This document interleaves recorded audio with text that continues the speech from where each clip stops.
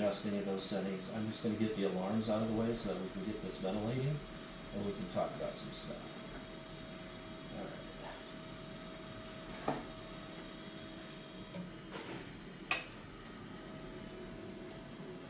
So I usually like to display the 3 time scalers, so I usually switch it to that.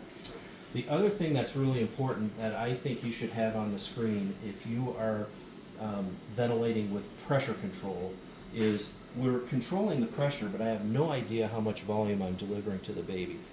Most kids, we want somewhere between 4 cc's to 6 cc's per kilo.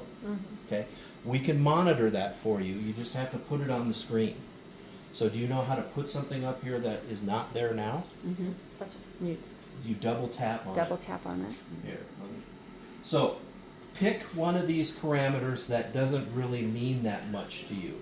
Maybe this tidal volume mandatory is redundant because you've got tidal volume here. So that might be the one to pick on. So if you double tap that, Oh, you get your list. and then you get your list and you scroll all the way, I just happen to know it's at the end, VTE per predicted body weight. That's what So now I know I'm delivering 4 mLs per kilo and I'm in a safe range. So if for some reason they had ordered that pressure higher, Your PI. yeah. I just wanted to see if I could get it over. I might not be able to with my Tesla. I'm not going to. But I think 15 was fine. So you would just adjust your pressure until that number is between 4 and 6. And then that would be a safe pressure to use on that baby.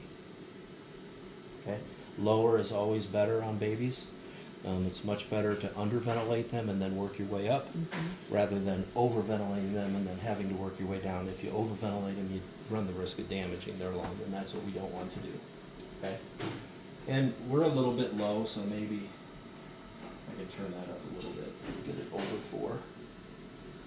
Well, you So- started at 20 though. Well, I started at 15, Oh. and then I went up to 20, and now Hard to So, see everything if yeah, you're filming in. we're at 4.8 mLs per kilo, so I'm good now. Okay.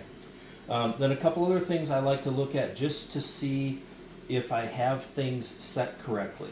The first one is the eye time. Usually we have some formula we use based off of the baby's gestational age or their weight or something like that, or we just always like 0.3 or something. But there's a way to look at the eye time on graphics and see if it's set correctly. You want to use your flow time curve. So if I double tap on that, it pulls up my flow time curve, and it just so happens on my test lung on these settings, this is a really good eye time for this baby. So I'm going to show you what a too long a eye time looks like and what too short a eye time looks like so that you'll know what you're looking for. So we'll start with too long. I'm going to go up to maybe 4.45. That should get it there.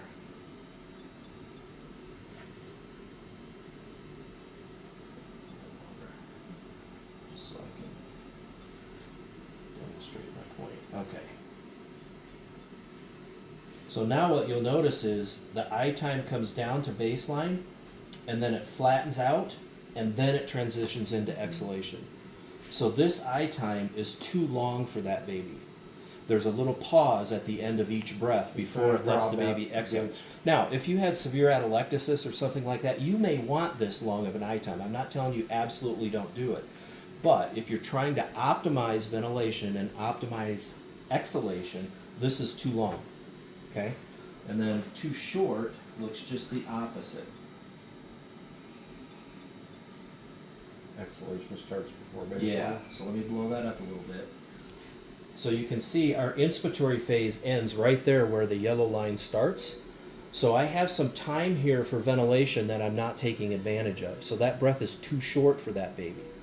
Again, you might have a reason. If they're tachypnic, if they're air trapping, there might be a reason that you want the eye time that short. But if that doesn't exist, you're missing out on some ventilatory time there, a little more laminar flow, a little better expansion of the lung, that kind of stuff that we're not taking advantage of because that's too short. So it just looked like 0.3 was good, so I'm going to leave it there. That's the first thing that I look at. First thing I look at is how many mLs per kilo am I delivering? And then the next thing I look at is my eye time optimized? And then the next thing I look at is this button right here, rise time. So that tells the ventilator, how fast should I get to that pressure? Do I need to get there immediately, or can I take my time getting there? And what you're looking for is on your pressure waveform, so I'm going to pull that one up on the screen, make it a little bit bigger. You want a square pressure waveform. You don't want a hump on the front of this, and you don't want it angling up. And again, on this test lung, that doesn't look too bad to me, so I might leave it there. So let me show you what the extremes look like. 100% is as fast as the ventilator can go. And what you'll notice is it's shooting way up, and then it's coming back down. Okay. Also, my peak pressure should be 24, and it's 30. So I'm way overshooting my pressure target. And then if it's too slow, see how it's just slanted up? It's not really getting up to pressure until the end of inspiration.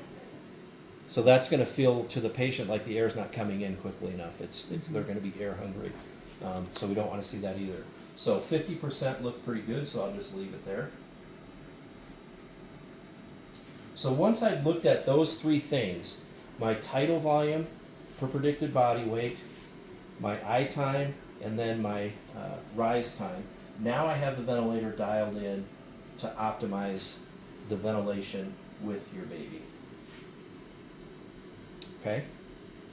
And you like 6 seconds opposed to 12? It doesn't matter. I mean, that's a personal preference. The longer I go, the more breaths you get on the screen. I Right. think somewhere between 12 and 24 is probably good.